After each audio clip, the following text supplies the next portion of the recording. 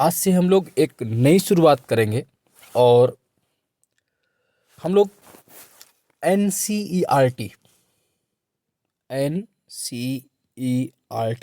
National council of education research and training, जो NCERT की पुस्तकें हैं उन पर रीडिंग करना प्रारंभ करेंगे। मार्केट में इसकी बहुत कमी है, NCERT पर नहीं मिलता है। और आप भी देख रहे हैं कोई भी एग्जाम्स हो बिना मानक बुक के नहीं निकलता, तो NCERT की उसमें भूमिका बहुत ज़्यादा होती है। तो वन लाइनर पढ़ने से बेहतर है कि हम NCERT करें। हमारे ब्रह्मास्त्र वीडियो आते रहेंगे, वो सब आते रहेंगे, बट NCERT मानक होता है। तो चूँकि मैंने NCERT की बुक्स को पढ़ाया है नवोदय में, जब मैं टीचर था एज ए PGT हिस्ट्री, और अभी डिग्री कॉलेज में प्रोफेसर हूँ हिस्ट्री का, तो हिस्ट्री से ही शुरुआत करेंगे। और हिस्ट्री को NCERT से बेहतर आप कहीं से नहीं पढ़ सकते। हालांकि हम हिस्ट्री के बाद ज्योग्राफी, पॉलिटी, सिविक्स सभी कुछ करेंगे। और तो 9 से लेकर 12 तक मेरा अपना मानना है कि सबसे पहले 9 से लेकर 12 तक की हिस्ट्री या अन्य बुक्स बहुत बेहतरीन होती है और आपने पढ़ भी रखी है। अब 9th में क्या है, स्टार्टिंग वर्ल्ड हिस्ट्री से, तो वहाँ से बच्चे का जुड़ना ज़रा मुश्किल होता है जो कम्पिटिटिव स्टूडेंट्स होता है, बट जो स्कूलिंग स्टूडेंट्स है उसके लिए बेहतर होता है। तो ये जो वीडियो मैं स्टार्ट कर रहा हूँ NCERT सीरीज़, वो both competitive student and non competitive student, schooling student and competitive, जो स्कूल जाने वाला स्टूडेंट है उसके लिए भी है, और जो स्कूल नहीं जाने वाला स्टूडेंट मीन्स कंपटीशन देने वाला स्टूडेंट उसके लिए भी है, और जो अपने आप को हिस्ट्री किसी भी एग्जाम GS के अलावा नेट, PGT, JRF, जो प्री और मेंस दोनों, उन सबको कंबाइन में लेकर के सिर्फ NCERT हम लोग पढ़ने का प्रयास करते हैं। और मैं जो आज स्टार्ट कर रहा हूँ, सबसे पहले आपको NCERT जो मैं स्टार्ट कर रहा हूँ, आज जो पहला लेक्चर है हमारा वो क्लास 10th से स्टार्ट है। क्लास 10 के जितने भी स्टूडेंट हैं रट लें इसको, इस चैप्टर से कितने ही क्वेश्चंस आते हैं और आगे जो भी। तो क्लास 10th का जो चैप्टर नंबर 3 है, भारत में राष्ट्रवाद, चैप्टर नंबर कौन सा है, 3 है, तो वहाँ से हम स्टार्ट करेंगे। तो प्लीज़ आइए और हम लोग स्टार्ट करते हैं। तो जैसा कि आपने देखा है कि जो चैप्टर नंबर 1 में यूरोप में आधुनिक राष्ट्रवाद था, तो उसके साथ वहाँ पर राष्ट्र राज्य उदय हुए। अच्छा, राष्ट्र राज्य की एक अगर बात करें कि राष्ट्रवाद क्या है, तो सिंपल सा ये होता है कि आप अपने लोगों के बारे में समझ बदलने लगते हैं, मतलब कि किस बात से आप प्रभावित करते हैं, ये भावना बदल गई। राष्ट्र के प्रति लगाव जो होता है ना, कि आप to love the your nation, आप अपने देश के प्रति प्रेम करते हैं। राष्ट्र का मतलब देखो, देश अलग है, राष्ट्र अलग नहीं होते, एक ही है, बट उनके पर्यायवाची शब्द है। आधुनिक अर्थों में हम राष्ट्रवाद की उत्पत्ति भारत में मॉडर्न इंडिया मानते हैं। वैसे हमारे यहाँ कम नहीं है कि प्राचीन काल में हम राष्ट्रवाद को देख सकते हैं, बट जो आधुनिक राष्ट्रवाद हम देखते हैं, वो जो पुनर्जागरण रेनेसांस के बाद देखते हैं, तो उसमें क्या हुआ कि अब राष्ट्रवाद में क्या होता है, राष्ट्र के प्रति आपके कुछ नए प्रतीक होंगे, कुछ नए चिन्ह होंगे, कुछ नए गीत होंगे, कुछ नए विचार होंगे। सब जैसे भारत की बात करें, हम इंडिया की बात करते हैं, तो हम देखते हैं कि हमारा नेशनल एंथम है, राष्ट्रगान है, हमारा नेशनल सॉन्ग्स है, हमारा वंदे मातरम, राष्ट्रगीत है वंदे मातरम, हमारा नेशनल एनिमल अशोक की लाट है, हमारा नेशनल फ्लावर है, नेशनल रिवर है। तो कुछ ऐसे प्रतीक होते हैं जिस पर हम पूरा देश गर्व करता है। जैसे हम देखते हैं नेशनल फ्लैग, तिरंगा, तो हमारे अंदर तुरंत जोश आता है। मैं राजौरी में पोस्टेड रहा और वहाँ पर जब तिरंगा फहरता था तब भी लगता था कि यार नहीं, नेशनल हमारा एक। तो राष्ट्रवाद का मतलब क्या हुआ कि अपने देश के प्रति राष्ट्र के लोगों को अपनी भावना महसूस करना, अपने अंदर स्व और हम की भावना महसूस करना, और टू लव द नेशन, अपने देश के प्रति प्रेम करना। अब जैसे अब देखते हैं हमारे देश में इस तरह की भावना कैसे पैदा हुई। आप ये देख रहे हैं कि वियतनाम और दूसरे उपनिवेशों में भी, भारत में भी जैसे वियतनाम में हुआ, क्योंकि जो कॉलोनाइजेशन था, इंग्लैंड का जो कब्जा था, वो पूरे अधिकांश more than 2/3 part of world था। कहते थे ना कि महारानी विक्टोरिया के साम्राज्य में सूर्यास्त नहीं था, नेवर सनसेट इन विक्टोरियन एम्पायर्स। तो उन्होंने क्या किया था, अमेरिका भी कब्जा किया, ऑस्ट्रेलिया भी कब्जा किया हुआ। अब जब ये कहते हैं कि महारानी विक्टोरिया के साम्राज्य में कभी सूर्यास्त नहीं होता था, नेवर सनसेट, इसका मतलब ये नहीं कि कभी सूर्यास्त नहीं। अब हुआ क्या, अगर आप वर्ल्ड का मैप पढ़ लें, तो मान लीजिए इधर अफ्रीका है, इधर ये आपका इंडिया है, इधर ऑस्ट्रेलिया है, इधर ये नॉर्थ अमेरिका है। तो अमेरिका में भी कब्जा है अंग्रेजों का, अफ्रीका में भी कब्जा कर रखा है, इंडिया में भी, ऑस्ट्रेलिया में। अमेरिका में जब सनराइज हुआ तो ऑस्ट्रेलिया में सनसेट हो गया, जब ऑस्ट्रेलिया में सनसेट हो गया सनराइज, तो अमेरिका में सनसेट। दैट मीन्स ये हुआ कि जो अमेरिका में सूर्योदय हुआ तो ऑस्ट्रेलिया में सूर्यास्त हो गया, ऑस्ट्रेलिया में सूर्योदय, अमेरिका में सूर्यास्त। तो एक कहीं ना कहीं उस विक्टोरियन साम्राज्य में कहीं ना कहीं सूर्योदय सूर्यास्त होता था, इसलिए कहते हैं कि उनका नेवर सनसेट, कभी सनसेट नहीं हुआ। अब क्या हुआ कि जो कॉलोनिज्म अंग्रेजों ने बसाया, वियतनाम में, वही भारत में, वही चाहे वो चाइना में रहे हों या वो लंका में रहे हों या अफ्रीका या कनाडा, तो उनका सेम मोटो क्या होता था कि औपनिवेशिक राज्य जो है, औपनिवेशिक कंट्री जो है भारत है, उसका अधिकतम दोहन किया जाए, वहाँ से सरप्लस मनी निकाल करके कहाँ दी जाए, अपने कंट्री को, इंग्लैंड को, यहाँ से रॉ मटेरियल्स ले गए, कुल मिला के उस देश को कंगाल कर देना। तो अब क्या हुआ कि जब जनता में उत्पीड़न हुआ, दमन हुआ, तो उत्पीड़न और दमन के इस इक्वल भाग ने लोगों को एक दूसरे में बांट दिया। जैसे भारत में क्या, किसानों को खेतों से हटा दिया गया, लेबर्स को वर्कर काम नहीं मिला, जो जुलाहे थे उनसे उनकी काम छीन लिए गए, उनके अंगूठे काट लिए गए, जो जमींदार उनकी जमींदारी नीलाम कर, तो क्या हुआ, एक कॉमन, चूंकि सबका उत्पीड़न कौन कर रहा है, अंग्रेज कर रहा है, तो इसलिए एक होने की भावना आई। उत्पीड़न और दमन के साझा भाव ने विभिन्न समूहों को एक दूसरे से बांध दिया, लाइन लिखी हुई है। लेकिन हर वर्ग और समूह पर उपनिवेशवाद का असर ऐसा नहीं था। ये बात सही है कि जो हर कास्ट और कम्युनिटी थी उस पर इक्वल प्रभाव नहीं पड़ा। क्यों नहीं पड़ा? उनके अनुभव भी अलग थे, उनकी सुंदरता के मायने भी अलग थे। तो क्या हुआ कि महात्मा गांधी के नेतृत्व में कांग्रेस इन समूह को इकट्ठा किया और इकट्ठा करके एक विशाल मूवमेंट स्टार्ट किया। यानी कि एकता में भी टकराव के बिंदु नहीं थे। अब कैसे अलग था उनके सबके लिए? जो जमींदार वर्ग था वो इसलिए दुखी था कि उनकी जमींदारी नीलाम हो रही थी। किसान वर्ग इसलिए दुखी था क्योंकि खेतों में अनाज उपजाने के बावजूद भी उनको पेट भरने का अनाज नहीं मिल रहा था। तो आइए अब हम लोग इस बुक में स्टार्ट करते हैं। देखिए, पहला देखिए, राष्ट्रीय आंदोलन के दौरान सड़कों पर इस तरह के जुलूस निकलना एक आम बात थी, लोग बिल्कुल निकलते थे। देखिए कैसी पिक्चर है, देख लीजिए। इससे पहले भी आपने राष्ट्रवाद का उदय पढ़ा हुआ है एनसीईआरटी में। तो राष्ट्रवाद के उदय में जब हम दिखाएंगे तो बहुत से कारण दिखाएंगे, उन कारणों पर अभी हम डिस्कशन नहीं कर रहे। जो जिस लाइन पे लिखा वहीं पर हम चलेंगे, सिर्फ एनसीईआरटी पर ही चलेंगे। तो राष्ट्रवाद के उदय में आपने जो 9th में पढ़ा होगा तो उसमें क्या पढ़ा था, 20वीं सदी के पहले तक बात की, यानी कि 1900 के पहले के जो कारण थे। जैसे आपने देखा कि जो इलीट क्लास आया, मध्य वर्ग हुआ, वो यूरोप गया, वहाँ से जो सामाजिक धार्मिक सुधार आंदोलन हुए, रिलीजियस और आपके सोशलिज्म रिफॉर्म हुए, जैसे ब्रह्म समाज हुआ, आपका देव समाज हुआ, आपका आर्य समाज हुआ, आपकी जो पश्चिमी देशों से पढ़ के लोग आए, इंग्लिश सीख करके आए, और आपका जो ड्रेन थ्योरी हुई, जो आर्थिक दोहन दिया दादा भाई नौरोजी ने, और जो यहाँ के किसानों और यहाँ के जुलाहों की रूढ़ता हुई, और जो रिफॉर्म, इन सब के बाद अब जो 19वीं सेंचुरी के बाद जो हुआ, 20 सेंचुरीज के 20 में हुआ, उसकी हम बात करेंगे। यानी कि जो बात करेंगे फर्स्ट वर्ल्ड वार, खिलाफत और असहयोग, इन 3 मूवमेंट पर बात करेंगे क्या क्या हुआ। तो आप ये जानते हैं कि जो पहला विश्व युद्ध लड़ा गया था, कब से कब तक लड़ा गया था? 1914 से 1919 तक, 1914 to 1918 तक लड़ा गया। बेसिकली 1919 में समाप्त हो गया, तो 1914 में स्टार्ट हुआ था, आप ये जानते हैं। अब क्या हुआ, सबसे पहली बात तो ये थी, विश्व युद्ध ने एक नई आर्थिक और राजनीतिक स्थिति पैदा कर दी। जो फर्स्ट वर्ल्ड वार हुआ उसमें एक new economic and political changes आए। कारण क्या हुआ था? क्योंकि जो डिफेंस एक्सपेंडिचर था, रक्षा व्यय में बहुत अधिक व्यय हुआ, सरप्लस। क्यों?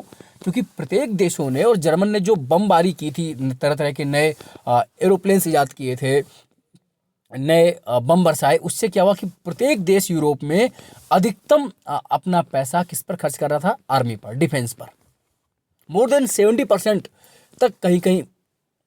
तो क्या हुआ कि सेकेंड जो फर्स्ट वर्ल्ड वार स्टार्ट हुआ आपका 1914 में, तो उसके बाद क्या स्थितियाँ हुई कि इसने एक economic and political scenario change कर दिए, आर्थिक और राजनीतिक बदलाव पैदा। कारण क्या हुआ कि प्रत्येक देशों ने रक्षा व्यय में भारी इजाफा किया। मतलब जो डिफेंस एक्सपेंडिचर था, डिफेंस में सबसे अधिक इन्वेस्टमेंट किया गया, डिफेंस में सर्वाधिक व्यय हुआ, क्योंकि युद्ध जीतने के लिए सर्वाधिक आवश्यकता रक्षा की होती। और जर्मन जैसे देशों ने तो नए नए बम वर्षक ईजाद किए, नए नए एरोप्लेन्स, बड़ी मात्रा में युद्ध किया, अमेरिका, जर्मन वगैरह जैसे देशों ने। तो कुछ कुछ देशों ने तो अपने टोटल जीडीपी का मोर देन 70% के आसपास डिफेंस पर खर्च किया। तो इससे क्या हो गया कि उस खर्चे की भरपाई के लिए क्या करने पड़े कि कंट्रीज ने युद्ध के नाम पर, वार के नाम पर लोन्स लिए, कर्ज लिए। अब उस कर्ज को चुकाना भी पड़ेगा। कैसे चुकाना पड़ेगा? तो पब्लिक से टैक्स इंक्रीज कर दिए, करों में वृद्धि कर दी, लिखा ना, करों में वृद्धि कर दी, सीमा शुल्क बढ़ा दिया, कस्टम ड्यूटीज बढ़ा दी गई, इनकम टैक्स स्टार्ट कर दिया गया, आयकर शुरू कर दिया गया। आज भी देखते हैं आप, बहुत कंट्रीज डिफेंस पर बहुत अधिक खर्च कर रहे हैं। जैसे बहुत सी कंट्रीज जो उनकी जीडीपी बहुत कम है बट जीडीपी के परसेंटेज बहुत, पाकिस्तान है, अपने जीडीपी का अधिकतम भाग लगाता है आर्मी पर, जबकि पब्लिक पर वास्तव में खाने को पैसे नहीं देते। चाइना है, हालांकि वो उसकी जीडीपी बहुत अधिक है इसलिए उसका कम दिखता है। इंडिया भी बहुत अधिक खर्च कर रहा है, अमेरिका भी, रसिया भी। लेकिन उस वक्त जर्मन, अमेरिका, इंग्लैंड बड़ी मात्रा में सेना पर खर्च कर रहे थे। तो क्या हुआ, इससे क्या हो गया कि युद्ध के दौरान ड्यूरिंग वार प्राइस बहुत हाई हो गए। युद्ध की कीमतों के दौरान क्या हुआ, जो प्राइसेस था, जैसे मान लीजिए 100 रुपए की थी तो वो लगभग दुगनी हो गई, वो 200 की मिलने लगी। 1913 से 18 के बीच कीमतें क्या हो गई, प्राइसेस दुगने हो गए, जिसके कारण जो आम पीपल थे, मास पीपल थी, उसकी परेशानी बढ़ गई। ये होता ही है कि जब भी वार आता है तो सर्वाधिक परेशानी मास को होती है, आम व्यक्तियों को होती है। और उसमें क्या हो रहा था, भारत जैसे गांवों से, भारत चूंकि अंग्रेजों को युद्ध के लिए आर्मी चाहिए थी और इंग्लैंड की आबादी तो सीमित थी, तो भारतीय गांवों से सिपाहियों को जबरन भर्ती किया गया। याद रखिए, जबरन भर्ती किया गया, मतलब जबरदस्ती आए गांव में, उठाया और डाल दिया ट्रक में या ले गए उठा करके। अब देखिए, एक नया वर्ड है आपको मिला, जबरन भर्ती, यहाँ पे लिखा हुआ। इस प्रक्रिया में अंग्रेज भारत के लोगों को जबरदस्ती सेना में भर्ती कर लेते थे। मतलब क्या था इसका, कि ना चाहते हुए भी लोग इंडियंस पीपल को लेकर के आर्मी में जाते थे, और ताकि लड़ने के लिए आप लड़िए जाकर के जर्मन के खिलाफ। तो बड़ी मात्रा में गांवों से अंग्रेजों ने जबरदस्ती लोगों को आर्मी में भर्ती किया। और इधर क्या हुआ, तो इससे क्या हो गया कि जो रूरल पीपल्स थे, जो ग्रामीण इलाके के लोग थे, उनमें बहुत गुस्सा, नाराजगी आई। जाहिर सी बात है कि जो व्यक्ति नहीं जाना चाहता है उसको आप जबरदस्ती सेना में भर्ती कर रहे थे, और वो भी विश्व युद्ध के लिए। 1918 से 19 और 1920 से 21 के बीच एक तो फसलें भी खराब हो गई। कहते ना कि जब आपत्तियां आती तो एक के बाद एक आती है, अचानक नहीं आती। एक विपत्ति आई, दूसरी भी साथ में आती है।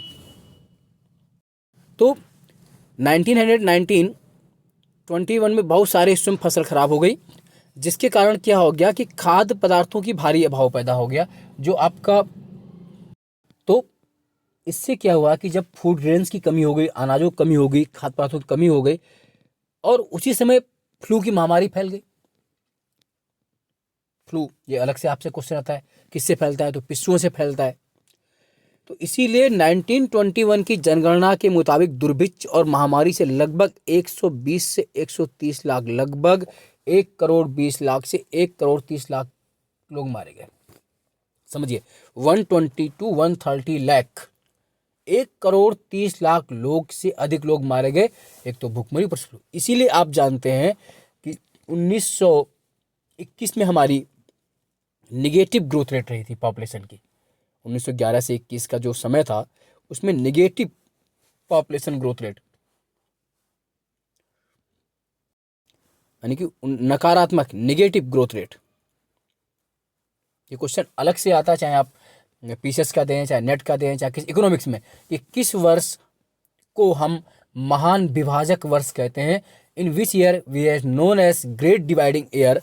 Answer will be 1921 we have known as great dividing year. 1921 को महान विभाजक वर्ष कहा जाता है। 1921 known as great dividing years. In any exams, PGT, NET, PCS, UPSC, they have you to found this question. किसी भी एग्जाम में आपको क्वेश्चन मिल जाएगा कि किस वर्ष को महान विभाजक वर्ष के रूप में जानते हैं, तो उसका आंसर क्या होगा, 1921। क्यों? क्योंकि इसमें क्या हो गई, पहली बार हमारे देश की आबादी माइनस में रही, निगेटिव में रही, और इसके बाद से हमेशा प्लस रही है, बढ़ती रही आबादी, है ना। क्यों कम रही? अकाल पड़ गया, महामारी फैल गई, इस तरह। अब लोगों को उम्मीद थी कि जैसे ही वर्ल्ड वार समाप्त हो जाएगा तो उनकी जो प्रॉब्लम्स हैं वो कम हो जाएंगी, बट वास्तव में ऐसा क्या हुआ? नहीं हुआ। लेकिन इसी समय एक ऐसा नेता आ गया जिसने संघर्ष का नया ढंग और नया तरीका पेश किया। कौन नेता आ गया? आप सब जानते हैं। वर्ल्ड वार के समय कौन नेता भारत में आ रहा था? आप सब जानते हैं। बात करने जा रहे हैं मोहनदास करमचंद गांधी की। तो आइए बात करते हैं गांधी जी की। हम गांधी जी पर वैसे भी मेरे लेक्चर्स पहले से गांधी जी पर पड़े हुए हैं, जिसमें मैंने राजकोट से राजघाट तक की यात्रा करवाई, आप वहाँ से भी देखिए। खैर, इसकी हम बात करते हैं। तो महात्मा गांधी जनवरी 1915 में भारत लौटे। कहाँ से लौटे थे? अफ्रीका में, अगर डेट पूछ लेते हैं तो 9 जनवरी 1915 को गांधी जी भारत लौटे। ये क्वेश्चन फिर बनेगा आपके किसी भी एग्जाम्स में, in which year Gandhi came back to Africa from India, भारत कब वापस आए अफ्रीका से, तो 9 जैन 1915, 9 जनवरी 1915 को गांधी जी साउथ अफ्रीका से वापस भारत आते हैं। और उसी दिन की याद में आज की डेट में हम प्रवासी भारतीय दिवस मनाते हैं। तो हर साल हम प्रवासी भारतीय दिवस मनाते हैं, वो उसी दिवस की याद में याद करिए। सन 2003 में अटल बिहारी वाजपेयी जी की सरकार ने लक्ष्मीमल सिंघवी समिति बनाई थी और उस कमेटी ने रिकमेंडेशन दिया था, और तब से हम हर साल 9 जनवरी को प्रवासी भारतीय दिवस सम्मेलन भी मनाते हैं, गांधी जी के वापस भारत लौटने के बारे में, है ना। एनसीईआरटी को हम नए ढंग से पढ़ रहे हैं ताकि वो जो क्लास वाले बच्चे हैं वो भी कंपटीशन क्वेश्चन कर लें। और आप लोग हमेशा ये डिमांड्स करते हो कि हम शॉर्ट ट्रिक्स तो दिए वो अलग से हैं, लेकिन लॉन्ग को अगर आप जब पढ़ लेंगे, आप देख रहे हैं पैटर्न बदल रहा है पीसीएस का, क्वेश्चन पूछने तरीका देखिए कैसे बदल गया पीसीएस का, आरओ में आपने देखा। तो आप एनसीईआरटी को जब कंठस्थ कर लेंगे तो आधी प्रॉब्लम समाप्त, आप चाहे प्री हो चाहे मेंस। और इससे पहले दक्षिण अफ्रीका में उन्होंने एक नए तरह के जन आंदोलन के रास्ते पर चलते हुए वहां पर सफलता प्राप्त की थी, है ना। अभी एक देखिए पिक्चर दी हुई है, दक्षिण अफ्रीका में भारतीय मजदूर फोकस से गुजर रहे 6 नवंबर 1913, न्यू कैसल से ट्रांसवाल की ओर बढ़ रहे इस जुलूस में महात्मा गांधी मजदूरों का नेतृत्व कर रहे थे।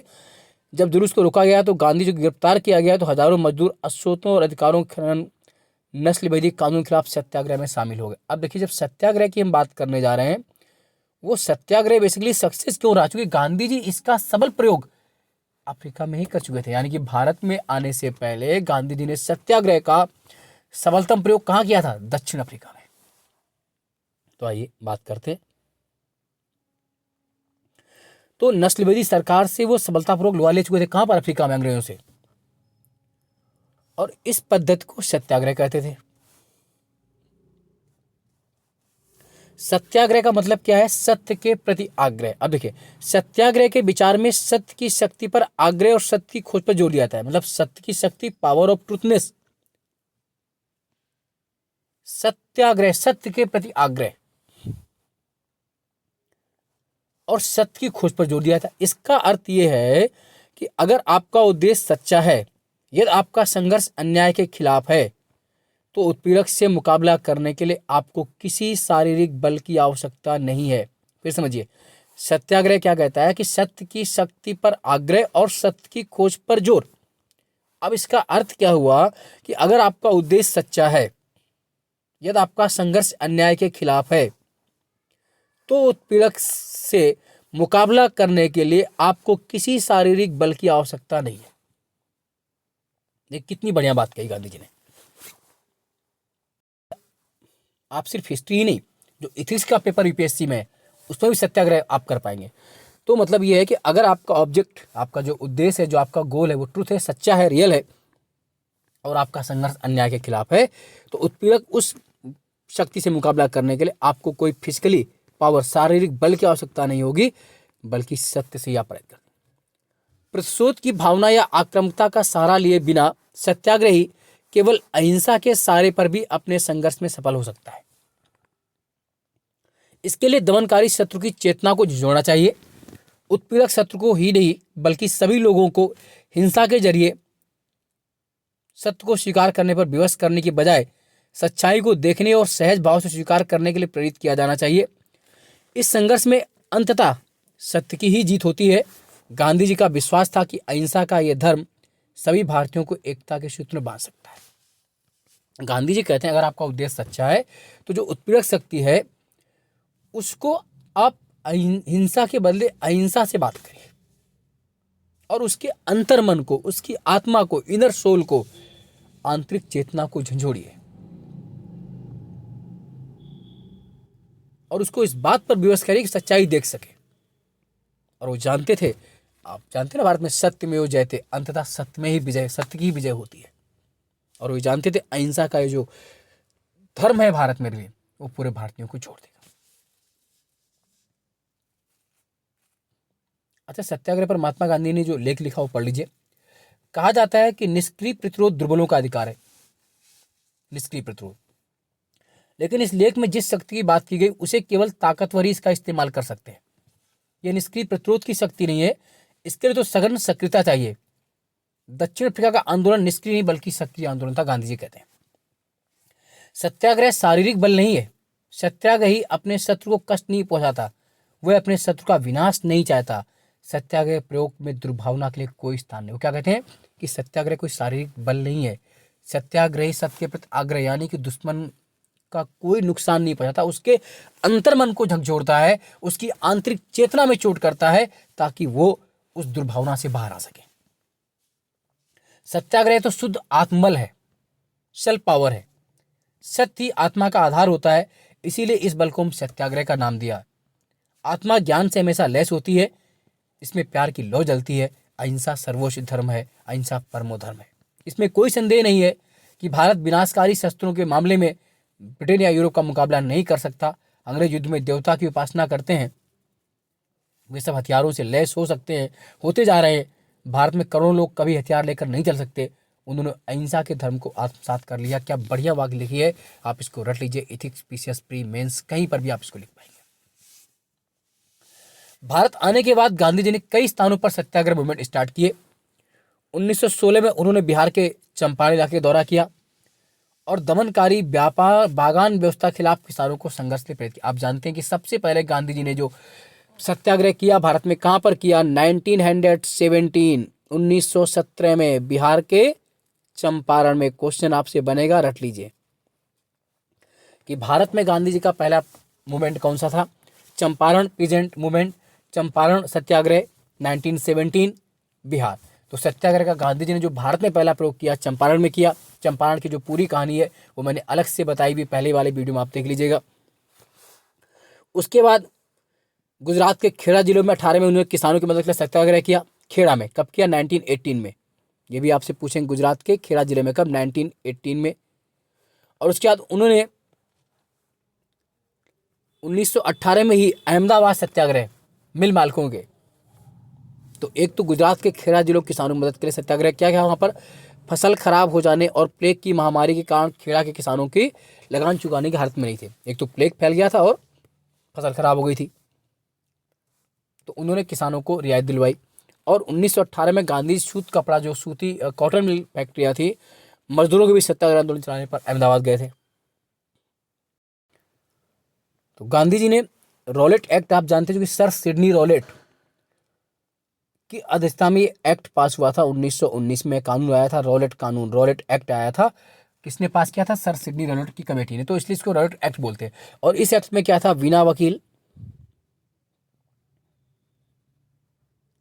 बिना अपील और बिना दलील, नो अपील, नो वकील, नो आर्गुमेंट। मतलब किसी व्यक्ति को अंग्रेज राजनीतिक गतिविधियों से पूर्व ही पकड़ करके जेल में डालती थी, उसे ना वकील का अधिकार था, ना उसे दलील का, ना आर्गुमेंट्स का। नो अपील, नो वकील, नो आर्गुमेंट्स, बिना वकील, बिना अपील, बिना दलील। इसीलिए इस कानून को भारतीयों ने काला कानून कहा, ब्लैक लॉ भी कहा। क्वेश्चन आ सकता है कि किस कानून को हम काला कानून कहते हैं, तो उसका आंसर होगा रॉलेट एक्ट। ठीक, अब इस एक्ट में क्या था कि कानून जो पास किया गया, भारतीय सदस्यों के भारी विरोध के बावजूद इस कानून को इंपीरियल काउंसिल ने बहुत जल्दबाजी में पास कर दिया। इस कानून के जरिए सरकार को राजनीतिक गतिविधियों को कुचलने और राजनीतिक कैदियों को 2 साल तक बिना मुकदमा चलाए जेल में बंद रखने का अधिकार मिल गया। कितने, विद इन, मतलब मोर देन 2 ईयर्स तक, विदाउट एनी आर्गुमेंट्स। और ऐसे अन्यायपूर्ण कानूनों के खिलाफ अहिंसक ढंग से गांधी जी ने एक मूवमेंट स्टार्ट करने की बात की, जो कब से शुरू हुआ था, 6 अप्रैल 1919 से। 6 अप्रैल को एक हड़ताल से शुरू होना था रॉलेट सत्याग्रह। और अगर क्वेश्चन आता कभी डीप कि गांधी जी ने भारत में सबसे पहला सत्याग्रह पूरे देश में एक साथ कौन किया, तो उसका आंसर होगा रॉलेट सत्याग्रह। क्योंकि चंपारण मूवमेंट क्या था, एक रीजनल मूवमेंट था, एक क्षेत्रीय मूवमेंट था। पहला जब करेंगे तो चंपारण, लेकिन वो कहाँ था, एक क्षेत्रीय, खाली बिहार के इलाके में था। बट ओवरऑल इंडिया की बात करेंगे तो रॉलेट करेंगे। विभिन्न शहरों में रैली जुलूस का आयोजन किया गया, रेलवे वर्कशॉप में कामगार हड़ताल पर चले गए, दुकानें बंद हो गई, टेलीग्राफ, रेलवे ग्राफ। और गांधी जी के दिल्ली से दिल्ली में प्रवेश करने पर बैन लगा दिया गया। और 10 अप्रैल को पुलिस ने अमृतसर में एक शांतिपूर्वक जुलूस पर जो निकल रहा था उस पर गोली चला दी। बैंक डाक कारखानों में हमले होने लगे और शहर में मार्शल लॉ लगा दिया गया। कहाँ? अमृतसर में मार्शल लॉ लागू कर दिया गया। और जिसकी कमाल किसने संभाल ली? जनरल डायर ने। किसने संभाल ली? जनरल डायर ने। कहाँ पर? अमृतसर में। अब देखिए क्या हुआ। 13 अप्रैल 1919 को एक बहुत बड़ी घटना हुई जो जलियांवाला बाग हत्याकांड कहते हैं। कब हुआ? 13 अप्रैल 1919 को जलियांवाला बाग हत्याकांड हुआ। उस दिन अमृतसर में बहुत से लोग आए थे, क्योंकि बैसाखी का दिन था, तो बेचारे कुछ लोग बिना अनभिज्ञ के थे, बूढ़े बच्चे भी आए थे मेले भाग लेने के लिए। सरकार ने वहां मार्शल लागू कर दिया और जनरल डायर उस हथियारबंद सैनिकों के साथ वहां पर पहुंचता है और बिना कोई बताए, बिना कोई इंफॉर्मेशन दिए उस गेट के, उस पार्क के मैदान को बंद कर देता है, दरवाजों को, और शूट आउट काट देता है। अंधाधुंध गोलियां चला दी गई और उसमें सैकड़ों लोग मारे गए। जाने कितने लोग मारे गए।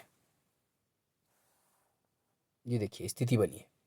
बाद में जनरल डायर ने कहा था कि वो सत्याग्रह में जहन में दहशत और विस्मय का भाव पैदा करने करके एक नैतिक प्रभाव उत्पन्न कर रहा था। देखिए क्या गलत शब्द उसने कहे। तो जो जलियांवाला बाग हत्याकांड हुआ उसको वास्तव में हम आज तक नहीं भूल पाएंगे।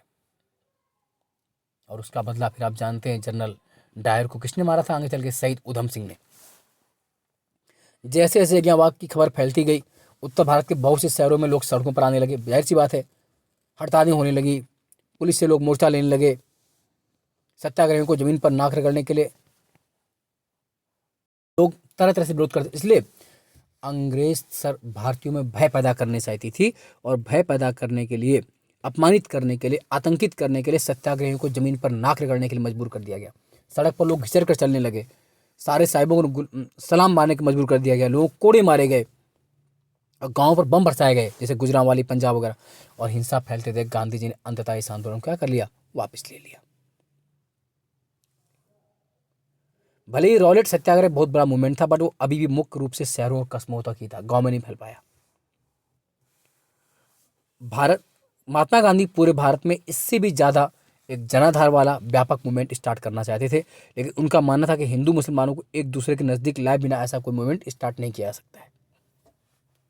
उन्हें लगता था कि खिलाफत का मुद्दा उठाकर वो दोनों समुदायों को नज़दीक ला सकते हैं। खिलाफत मूवमेंट की बात करें और खिलाफत, आप जानते हैं कि पहले विश्व युद्ध में ऑटोमन तुर्की की हार हो गई थी। जो ऑटोमन एम्पायर कहाँ पर? टर्की में था, उसकी हार हो गई थी। और इस आशय की अफवाहें फैली हुई थी कि इस्लामिक विश्व के जो आध्यात्मिक नेता हैं, खलीफा जो है ऑटोमन सम्राट, खलीफा वही ऑटोमन सम्राट पर एक बहुत बड़ी शांति की संधि थोपी जाएगी।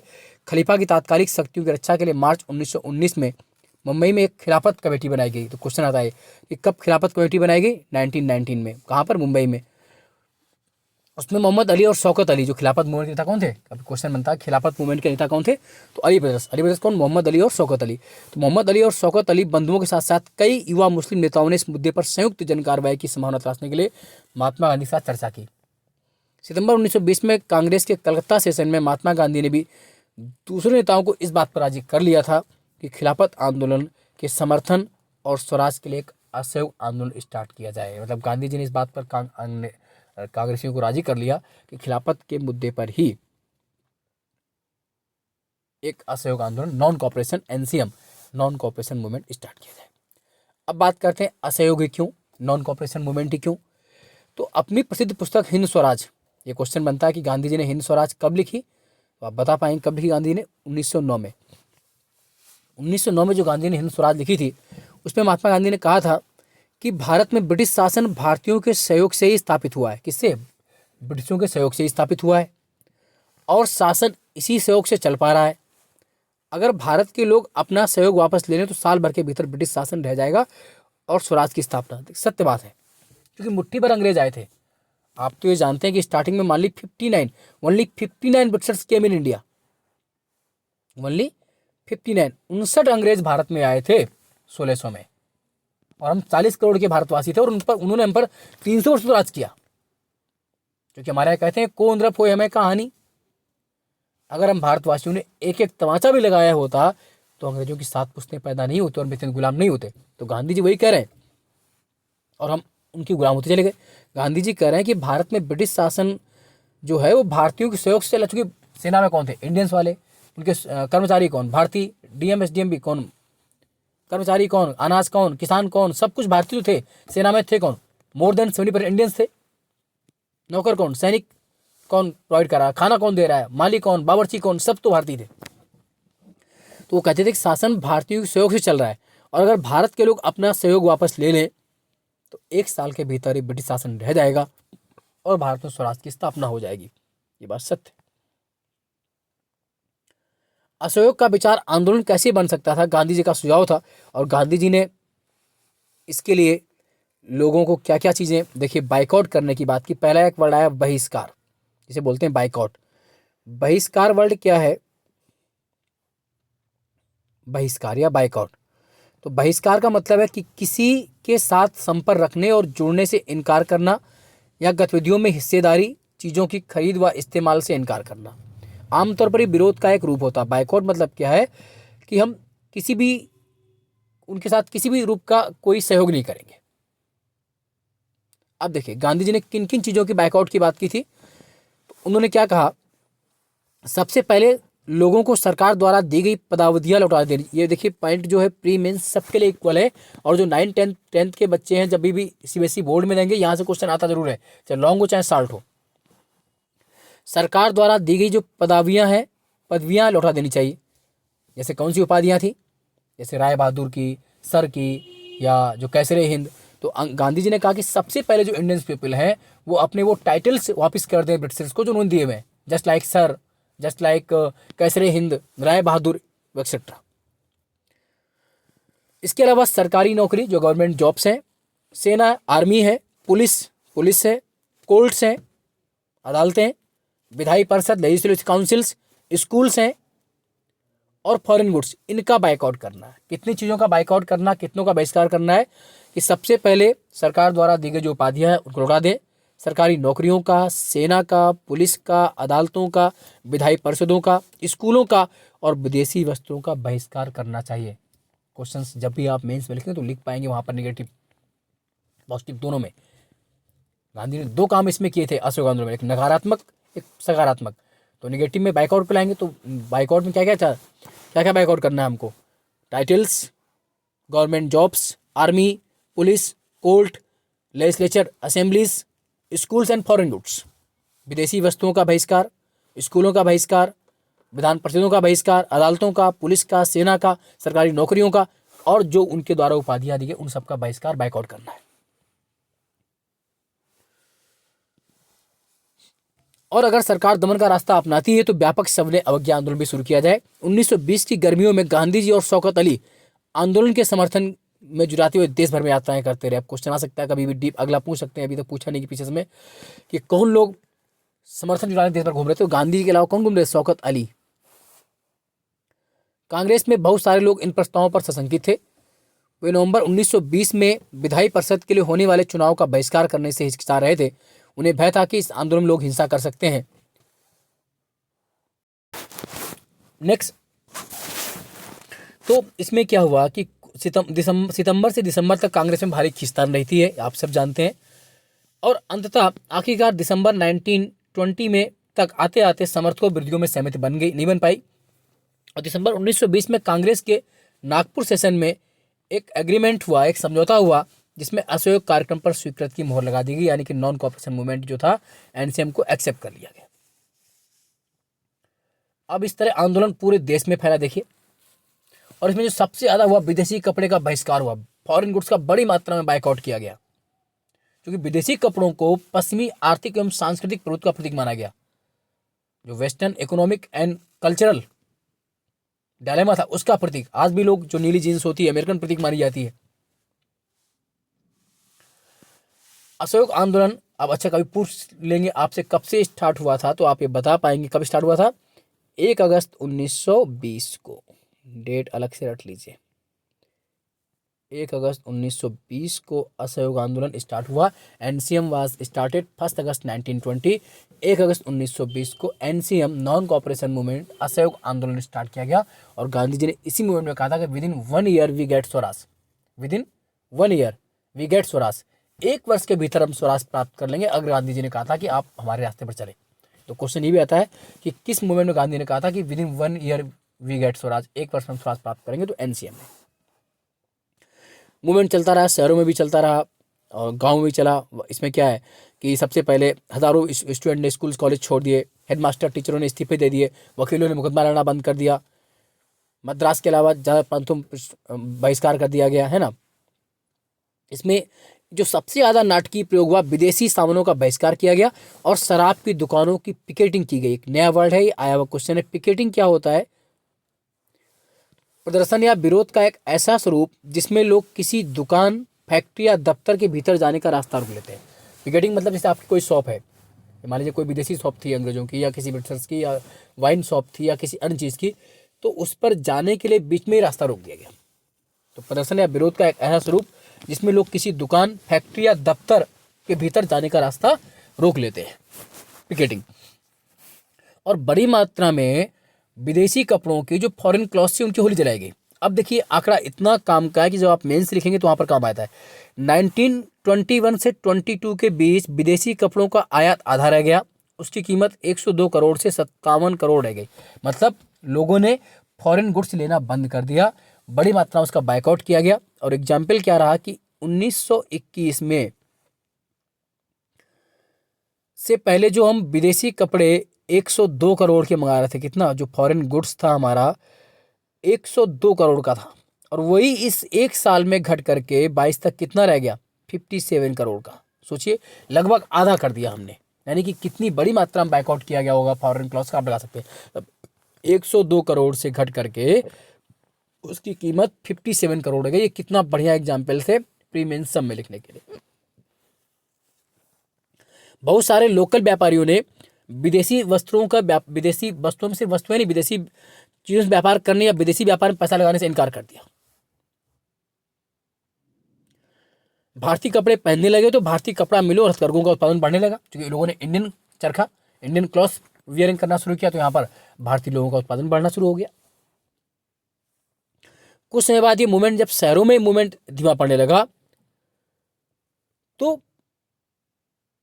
क्यों, इसके कई कारण थे। खादी कपड़ा क्या था, बिलों में भारी पैमाने पर बनने वाले कपड़ों के मुकाबले प्राय महंगा था। जो खादी कपड़ा था वो बिलों से, जो ब्रिटिशर से आ रहा था, उसके पीछे महंगा पड़ रहा था। ग्रामीण गरीब से खरीद नहीं पा रहे थे। मिलों कपड़ों का लंबे समय विस्तार कैसे करते, क्योंकि गरीब थे वो। आंदोलन की कामयाबी के लिए भारतीय संस्थानों की स्थापना, इंडियन इंस्टीट्यूट थे नहीं उस वक्त, और स्कूल्स कॉलेज भी ज़्यादा नहीं खुले। तो फलस्वरूप क्या हुआ कि विद्यार्थी, शिक्षक सरकारी स्कूल भी लौटने लगे, वकील भी द्वारा अदालतों में आने लगे। तो इसके बाद ग्रामीण शहरों से बढ़ करके मूवमेंट कहाँ फैल गया, देहात में आ गया, ग्रामीण इलाकों में। ग्रामीण बेसिकली कहाँ, किसानों में, आदिवासियों में आ गया, ट्राइब्स में आ गया। अब अवध में सबसे बड़ी बात है, जो अवध माने यूपी, अवध का बेसिकली क्या बात करें, लखनऊ, फैजाबाद, प्रतापगढ़, उन्नाव, हरदोई।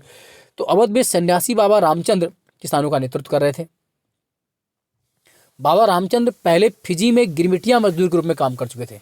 किसके रूप में, गिरमिटिया। उनका आंदोलन तालुकेदारों और जमींदारों के खिलाफ था, जो किसानों से भारी भरकम लगान और तरह तरह के कर वसूल रहे थे। किसानों को बेगार करनी पड़ती थी। अब ये आता है कि अवध में मूवमेंट किसने किया, तो बाबा रामचंद्र ने। अब 2 वर्ड आए, एक तो आया बेगार और एक आया गिरमिटिया। पहले समझते हैं इनको। बेगार क्या है, एक तरह से स्लेवरी, दास्ता का एक रूप है, एक तरह से, मतलब बिना किसी परिश्रमिक से काम करवाना, मतलब without any wages, without any payment, means priceless work. आपको काम करना है लेकिन उसका कोई प्राइस आपको नहीं दिया जाएगा, आपको कोई उसकी पेमेंट नहीं की जाएगी। गिरमिटिया मजदूर क्या थे कि ड्यूरिंग कोलोनाइजेशन पीरियड, औपनिवेशिक काल में बहुत सारे लोगों को काम करने के लिए ब्रिटिश इंडिया से, बहुत सारे लोगों को ब्रिटिश इंडिया से, भारत से अंग्रेज बड़ी मात्रा में कहाँ ले आते थे, फिजी, गयाना, वेस्ट इंडीज़, क्योंकि यहाँ पर भी इनके कॉलोनीज थे अंग्रेजों के, ले आते थे, जिन्हें बाद में गिरमिटिया कहा गया। उन्होंने एक एग्रीमेंट, अनुबंध के तहत ले गया गया था, और इसी एग्रीमेंट के मजदूर गिरमिट कहने लगे, जिसे आगे चलकर इन मजदूरों को गिरमिटिया कहा जाने लगा। देखिए क्या था कि जो यहाँ से जैसे भारत, बिहार से, झारखंड से, पंजाब से बड़ी मात्रा में जो वर्कर्स थे उनको अंग्रेज ले आती थी, कहाँ, Fiji, Guyana, West Indies, Dutch, फारिसस वगैरह वगैरह। तो वो एक एग्रीमेंट साइन करते थे।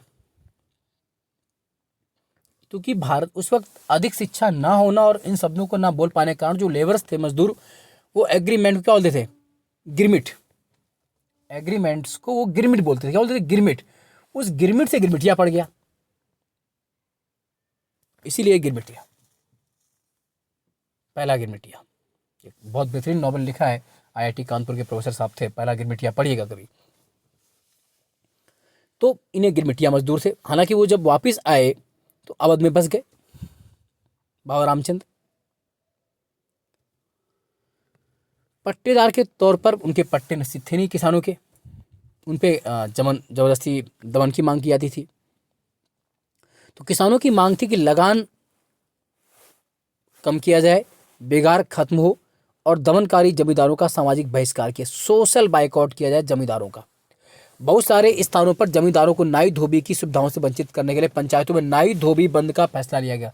नाई धोबी बंद मतलब क्या कि जमींदारों की सेविंग्स भी नहीं होगी, कपड़े नहीं धुलेंगे, क्योंकि पहले नाई उनका काम था बार्बर का, जो बार्बर होते थे, वाशरमैन जो धोबी, आजकल तो कोई भी करता है। 1920 में पंडित नेहरू ने भी अवध गांव का दौरा किया था। अक्टूबर तक जवाहरलाल नेहरू, बाबा रामचंद, कुछ अन्य लोगों ने अवध किसान सभा गठन। क्वेश्चन आता है कि अवध किसान सभा गठन कब हुआ? 1920 में हुआ अवध किसान सभा। किसके द्वारा? पंडित जवाहरलाल नेहरू, बाबा रामचंद। अवध किसान सभा। अवध किसान सभा जब अगले साल 1921 में नॉन कोऑपरेशन मूवमेंट स्टार्ट हुआ तो उसमें भी शामिल हो गई। 1921 में जब आंदोलन फैला तो तालुकेदारों, व्यापारियों के मकानों पर हमले होने लगे, बाजारों लूटपाट होने लगी, अनाज के गोदामों पर कब्जा कर लिया गया। बहुत सारे स्थानों पर स्थानीय लोग किसानों को समझा रहे थे कि गांधी जी ने ऐलान कर दिया कि अब कोई लगान नहीं भरेगा और जमीन गरीबों में बांट दी जाएगी। महात्मा का नाम लेकर लोग अपनी सारी कार्रवाई और आकांक्षाओं से। अब देखिए, ये क्या थी? गांधी जी की उत्पत्ति में एक ये कारण भी था कि अफवाहों की भूमिका, मतलब जहां पर भी कुछ अच्छा काम हो रहा था वहां पर लोग कहते गांधी जैसा कह रहे हैं। अब लोग क्या कह रहे हैं कि गांधी जी ने ऐलान कर दिया है कि कोई लगान नहीं भरेगा और गरीबों में जमीन बांट दी जाएगी, जबकि गांधी ने कुछ कहा नहीं था। और आदिवासी किसानों ने भी महात्मा गांधी के संदेश में और स्वराज का विचार कुछ और मतलब अलग निकाला। देखो, गांधी जी इसीलिए अलग रहे हैं कि गांधी जी के अर्थों को लोगों ने अपने हिसाब से लिया है और उसकी व्याख्या अपने हिसाब से की है। तो जो आदिवासी ट्राइब्स थे उन्होंने भी गांधी जी के स्वराज का अर्थ अलग समझा। जैसे आंध्र प्रदेश के गूडम पहाड़ियों में 1920 दशक में शुरुआत में उग्र गुरिल्ला मूवमेंट फैल गया, जबकि गांधी जी इस तरह के मूवमेंट स्वीकार नहीं करते।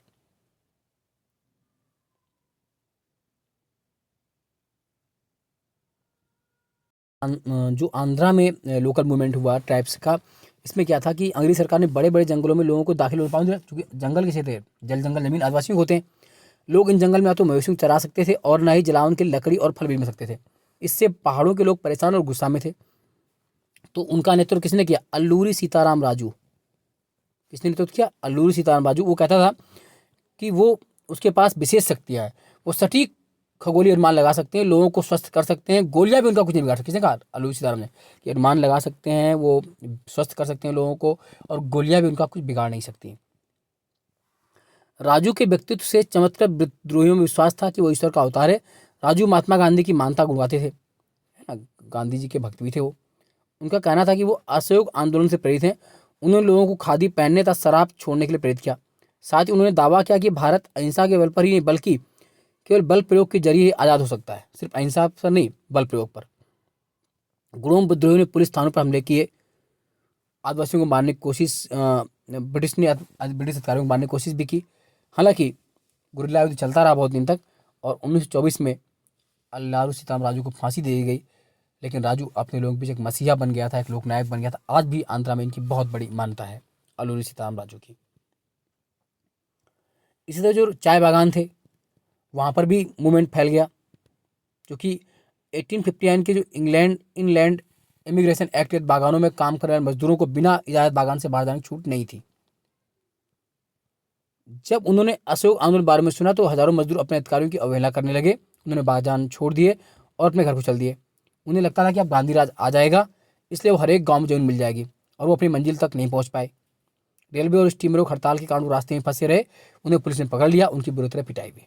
इस तरह देखिए कांग्रेस के गांधी जी के स्वराज शब्द को अलग अलग तरह से अर्थ निकाला लोगों ने, है ना। और आप ये जानते हैं, फिर देखिए चौरी चौरा का दृश्य है। तो अब गांधी जी ने वापस कब लिया मूवमेंट आप सब जानते हैं। इसी बीच जो सबसे बड़ा मूवमेंट होता है, आप ये जानते हैं कि 4 फरवरी 1922, है ना, 4 फरवरी 1922 को यूपी के गोरखपुर में चौरी चौरा में एक शांतिपूर्वक पहले जो घटना थी 4 फरवरी के आसपास की शांतिपूर्वक जुलूस निकला था, उस पर गोली चला दी अंग्रेजों ने। तो उसका बदला लेने के लिए 4 फरवरी 1922 को वहाँ के क्रांतिकारियों ने एक अंग्रेजी थाने में आग लगा दी, जिसमें जल करके 21 पुलिस वाले और एसआई कुल मिला के 22 लोग शहीद हो गए, मारे गए। शहीद उनको तो क्या बोलेंगे, शहीद तो क्रांतिकारी थे, मारे गए। और इस घटना से दुखी होकर गांधी जी ने एनसीएम नॉन कॉपरेशन मूवमेंट को वापस ले लिया। क्वेश्चन आता है कि गांधी जी ने किस घटना से दुखी होकर असहयोग आंदोलन वापस ले लिया। तो due to the Chauri Chaura कांड के कारण, चौरी चौरा घटना क्या थी कि 4 फरवरी 1922 को क्रांतिकारियों ने एक अंग्रेज थाने में आग लगा दी, जिसमें 22 पुलिसकर्मी जलकर के खाक हो गए थे। उस घटना से दुखी होकर गांधी जी ने इस मूवमेंट को वापस ले लिया। चलिए इसके आगे बात करते हैं। वापस ले लिया, वापस लेने के बाद अब क्या हुआ, गांधी जी ने आंदोलन वापस लेने का फैसला कर लिया। उनको लगता था कि आंदोलन चूंकि हिंसक होता आ रहा है, बात सही, वायलेंस फैलती आ रही थी उसमें, और सत्याग्रहियों को व्यापक प्रशिक्षण की जरूरत है। कांग्रेस के कुछ नेता इस तरह के जन संघर्षों से थक चुके थे। वे 1919 के गवर्नमेंट ऑफ इंडिया एक्ट, जिसे आप बोलते हैं मैंटेंग्यू चेम्सफोर्ड एक्ट भी बोलते हैं, क्या बोलते हैं, मैंटेंग्यू चेम्सफोर्ड एक्ट का 1919 में, के तहत प्रांतीय परिषदों के चुनाव में हिस्सा ले जाते थे और परिषदों में रहते हुए ब्रिटिश नीतियों का विरोध करना चाहते थे। तो सीआर दास और मोतीलाल नेहरू ने परिषद की राजनीति में वापस लौटने के लिए कांग्रेस के भीतर ही स्वराज पार्टी का गठन किया। ये क्वेश्चन आता है कि स्वराज पार्टी किसने बनाई। तो सीआर दास और पंडित मोतीलाल नेहरू ने कब, 1923 में, 1923 में स्वराज पार्टी, कांग्रेस, है ना, स्वराज पार्टी जो बनी, खिलाफत स्वराज पार्टी भी इसको बोलते हैं, या स्वराज पार्टी कब बनी, 1923 में। किसने बनाई, सीआर दास और मोतीलाल नेहरू ने। कहाँ पर, प्रयागराज में, इलाहाबाद में।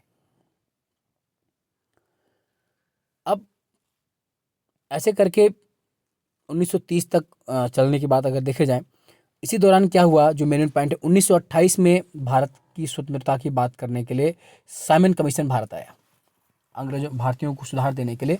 1928 में साइमन कमीशन इंडिया कब आया, 1928 में Simon commission came to India, 1928।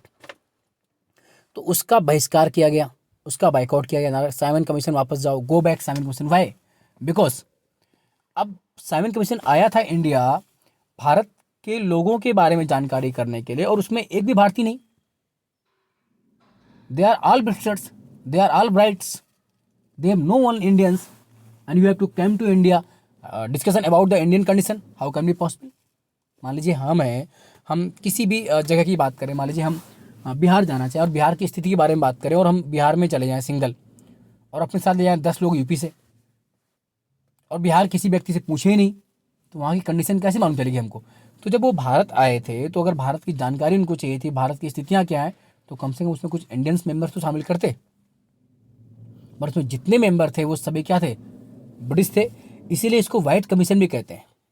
Simon commission को श्वेत कमीशन भी कहा जाता है, व्हाइट कमीशन भी कहा जाता है, because they are all britishers. उसमें सभी अंग्रेज थे, एक भी भारतीय मेंबर नहीं था। इसलिए कांग्रेस ने साइमन कमीशन का बहिष्कार किया, नारा लगाया, गो बैक साइमन, साइमन कमीशन वापस जाओ।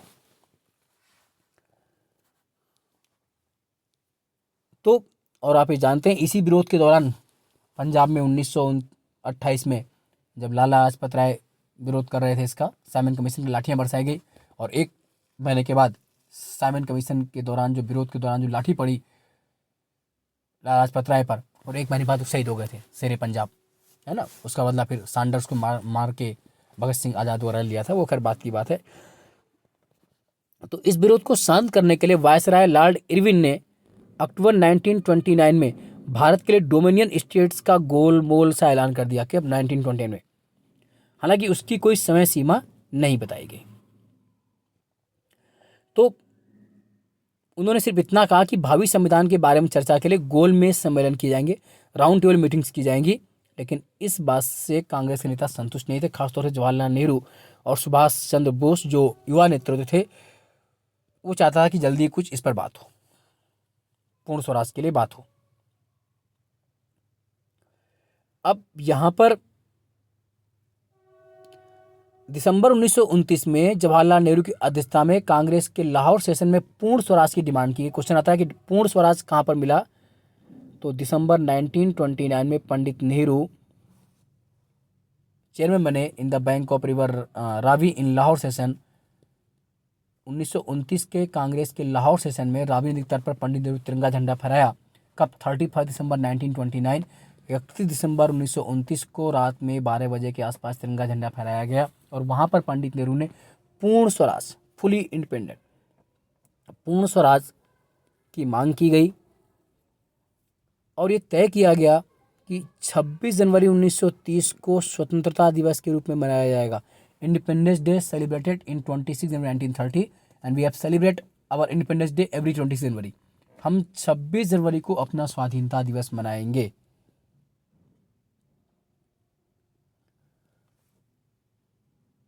और आगे चल के आप ये जानते हैं, इसीलिए 26 जनवरी 1950 को, 26 जनवरी 1950 को हमने अपना गणतंत्र दिवस, रिपब्लिक डे घोषित किया। स्वतंत्रता दिवस की शपथ क्या थी उस दिन 26 जनवरी 1930 को? हमारा विश्वास है कि किसी भी समाज की तरह भारतीय जनता की भी एक अहरणी अधिकार है कि उन्हें आज़ादी मिले, अपनी मेहनत का फल मिले और जीवन की सभी आवश्यकताएं पूरी हों, जिससे उन्हें आगे बढ़ने के परिपूर्ण अवसर मिले। हमारा यह भी विश्वास है कि यदि कोई भी सरकार अपनी जनता को इन अधिकारों से वंचित रखती है और दबाती है, तो जनता को भी सरकार को बदलने या उसे समूल समाप्त करने का अधिकार है। भारत में ब्रिटानी सरकार ने न केवल भारतीय जनता को स्वतंत्रता से वंचित किया है, बल्कि उसने जनता का शोषण किया है, देश को आर्थिक, राजनीतिक, सांस्कृतिक, आध्यात्मिक नष्ट किया है। इसलिए हमारा विश्वास है कि भारत अनिवार्य रूप से ब्रिटेन के साथ सभी संबंधों को समाप्त करके पूर्ण स्वराज प्राप्त करेगा। अब देखिए इसके बाद क्या हुआ कि देश को एकजुट करने के लिए महात्मा गांधी को एक ऐसा मूवमेंट मिला, नमक एक शक्तिशाली प्रतीक दिखा, कि हम सिविल मूवमेंट स्टार्ट करेंगे।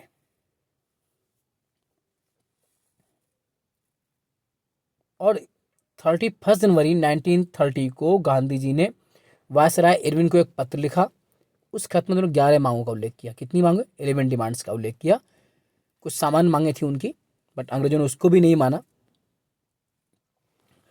गांधी जी ने मांगे समाज को सभी, चूंकि सबसे महत्वपूर्ण मांग थी कि नमक के टैक्स को खत्म करना, चूंकि नमक पर टैक्स लगाया था और नमक एक ऐसी चीज थी इसका अमीर गरीब सभी इस्तेमाल करते थे। ये भोजन का एक अभिन्न हिस्सा था। इसीलिए नमक पर कर और उसके उत्पादन पर सरकारी ठेकों को समाप्त करने के लिए गांधी जी ने ब्रिटिश शासन का सबसे दमनकारी पहलू बताया। महात्मा गांधी का यह पत्र एक अल्टीमेटम भी था कि अगर 11 मार्च तक उनकी मांगे नहीं मानी गई तो कांग्रेस सविनय अवज्ञा आंदोलन, सिविल डिसओबेडिएंट मूवमेंट स्टार्ट कर देगी। इरविन झुकने को तैयार नहीं थे। इससे पहले अगर आप बात करें तो आप ये जानते हैं कि गांधी जी की अगर हम बात करें, उससे थोड़ा पहले बात करें तो जो राउंड टेबल मीटिंग्स हुए थे, गोलमेज सम्मेलन, क्योंकि अभी जिक्र आया, आपसे पूछ लेंगे प्रीमेंस सब जगह, तो गोलमेज सम्मेलन जो राउंड टेबल मीटिंग कितनी हुई? 3 हुई। कितनी हुई? 3, 1930,